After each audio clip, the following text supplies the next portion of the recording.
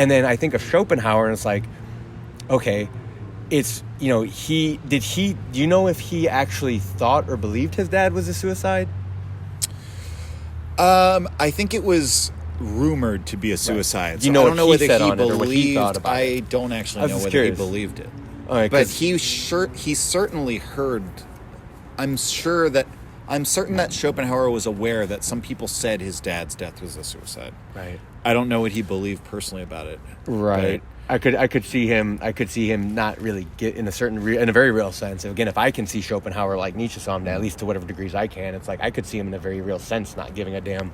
But also, I think it's interesting. He says suicide's not morally permissible. That he wouldn't be okay with. Yeah. Right. But I was. Whereas, I mean, and I. But wait, why though? Wait, hold on. No, I almost let that go.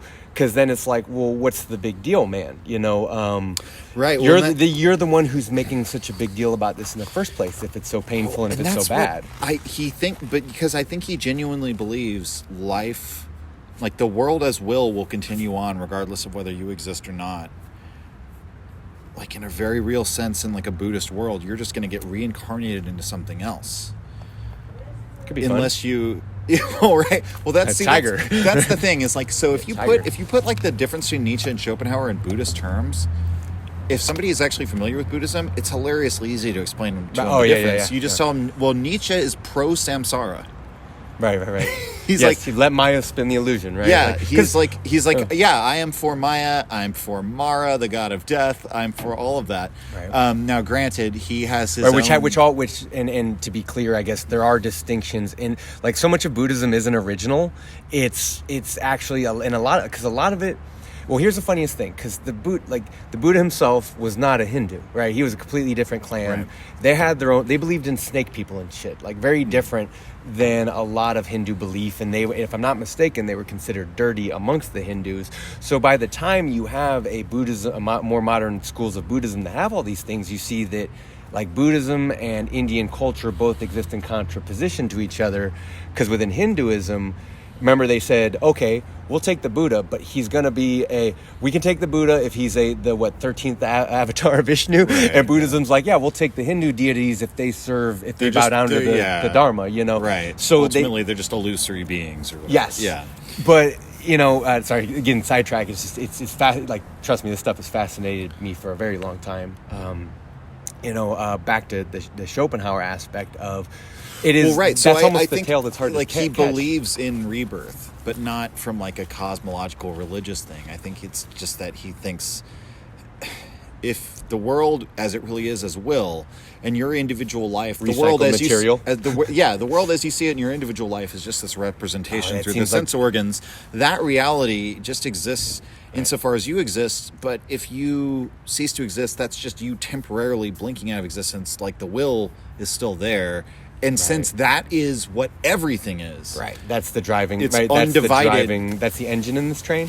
Well, it's the engine, but it's like, it's what you are just as much as everything else. Right. It really is Schopenhauer. So you brought up Buddhism and Hinduism, the difference there. But he's also in line with like Advaita Vedanta and the Upanishads. And basically the idea, you are literally synonymous with everything else in the world. It's just your mind. Good. It's good. Don't get me wrong. It's good stuff. Imposes this phenomenology of there being separate objects, but in reality, there's no separate objects. Right, and again, you see that in the animals. But what that means in the case of like Buddhist rebirth is when you die, that's just an object passing away, just like all objects arise and pass away.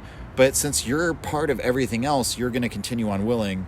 And so in practical terms, what that means is, you just recycle material, like you said. Like in the certain Hindu text that Schopenhauer quotes, he talks about one Hindu text that says when a man dies, his eyes become the sun, and his ears become like, the mountains, and his nose becomes the wind. I don't remember, his mouth becomes the ocean.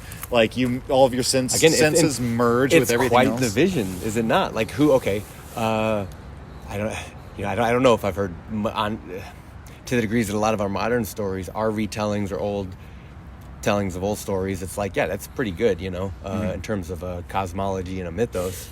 It's really hard to top, especially with the modern shallow stuff. Let me ask you this real quick, and I know we're getting off topic of an off topic, but it's fine. Yeah. Going back to real quick, what was it? Dang, I might have lost it. Well, really quick, while you think of that, the reason why Schopenhauer is against suicide is for that reason. Because he's like, you're basically, to put it in Boo's terms, you're just going to get reincarnated anyway. Okay, see, this confirms my suspicions, though, because, look, look, I'm not going to put Schopenhauer in a box, just like I'm not going to put Nietzsche in a box. I'm never going to, like, even though I think you can on very real things, in general, I wouldn't, like, I think it'd be disrespectful to the man to a certain degree, right? Mm-hmm. And that's that. I think of Kurt Vonnegut's Jr. writing on Sons of Suicide, where he says that, what Sons of Suicide suspect is that they themselves might be suicide, and how much the reality is of even if it's not that, like, what happened to his dad? He just died some random night. Like, I don't, the questions of how it affected his psyche, right. But I'm wondering if he really, if the thought of suicide did occur to him as such, if it was because maybe he attributed it to his dad, and maybe, right. It just, to whatever degrees it affected him. Well, you think about it like, okay, I'm going to create a complete fictional narrative about Schopenhauer and his dad. Sure. But it's a possibility. Well, when you put it like that, it sounds insane. It's a possibility that we could consider. So Schopenhauer, we know for a fact, goes and he works as a clerk for... Yeah, he's planning to do it for 4 years, but he gets off a little early. But he hates it, as you say. So he's like, fuck, I have to go do the business world. But he endured it. And one day his time came and he got to go be a philosopher. His dad, meanwhile, just is doing the business world. Right. So now imagine if he commits suicide, or maybe he does or maybe he doesn't, but maybe Arthur Schopenhauer thinks his dad committed suicide, and then he goes and endures the business world and doesn't commit suicide. Right. I could see him later in his adult life basically saying, fuck you, because a lot of people are very angry towards their suicidal relatives who commit suicide, especially like they're, I had to deal with what you had to deal with. Right. But I didn't kill myself. Right. And it's because I realized, based on the principle of sufficient reason and all these things, that I shouldn't kill myself. But I don't know. I kind of get that impression. No. I think that's also a valid read, because then actually that's what I was thinking, that maybe it was the opposite direction. Maybe it further bolstered him, right, in that opposite direction. Oh, okay. Regardless of how his thoughts of his dad affected him, it was kind of more like a middle finger of going like, hey, I could, not necessarily that he could make it through it, but I don't know how I couldn't tell you how much Schopenhauer did he write. I didn't write his journal, his diaries. Right. How much did he write about his dad? How old was he when his dad died? You would have been teenager, right? I believe so, late teenager. Yeah, and either way, it's like, here he is, and how old was Nietzsche when his dad died?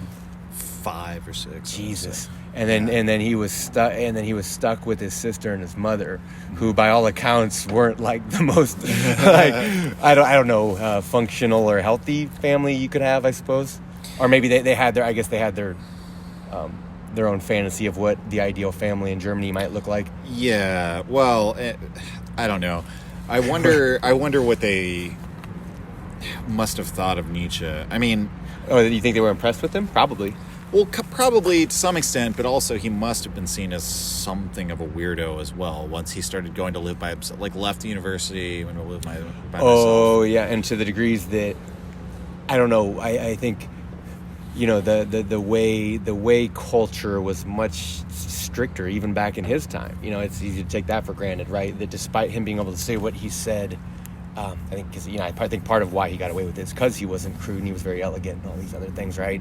He didn't just say like, I think Germans are stupid, right? And he actually does say that a couple times, right? I think. But it's so eloquent, it's so beautiful. It's yeah. hard to be mad at the guy, right? Yeah. Whatever it is. If you enjoyed the Nietzsche podcast or found it helpful, you can visit us and support the show at patreon.com/untimely-reflections. The link is in the description. Or just share the show with any of your friends that you think might enjoy it or on social media. Thank you for your support.